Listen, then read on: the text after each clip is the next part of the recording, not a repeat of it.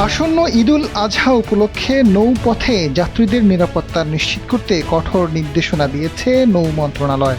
এখন থেকে নদীপথে চলন্ত কিংবা নোঙর করা লঞ্চে নৌকা অথবা ট্রলার থেকে সরাসরি যাত্রী ওঠানামা সম্পূর্ণ নিষিদ্ধ থাকবে। একই সঙ্গে ঢাকা সদরঘাট সহ দেশের গুরুত্বপূর্ণ সব নৌঘাটে সার্বক্ষণিক নজরদারি জোরদার করতে নৌ পুলিশ ও কোস্ট গার্ডকে নির্দেশ দেওয়া হয়েছে।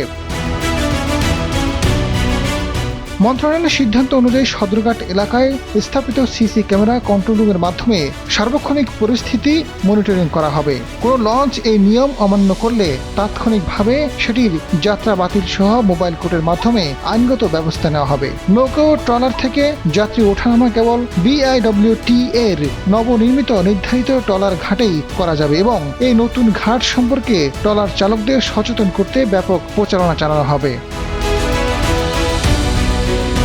দুর্ঘটনা প্রতিরোধে প্রতিটি লঞ্চের ফিটনেস নিশ্চিত করা বাধ্যতামূলক। অতিরিক্ত যাত্রী পরিবহন, ছাদে যাত্রী ওঠানো কিংবা সিরিয়াল ভঙ্গ করলে সংশ্লিষ্ট লঞ্চের লাইসেন্স বাতিল করা হবে। প্রতিটি যাত্রীবাহী লঞ্চে অন্তত 4 জন করে আনসার সদস্য মোতায়েন থাকবে, যাদের ডিউটি ভাতা লঞ্চ মালিকরা বহন করবেন। সরকার নির্ধারিত ভাড়ার বাইরে কোনো অতিরিক্ত ভাড়া আদায় করা যাবে না বলে হুঁশিয়ারি দেওয়া হয়েছে। আজাদ ফারুক, সময়ের আলো।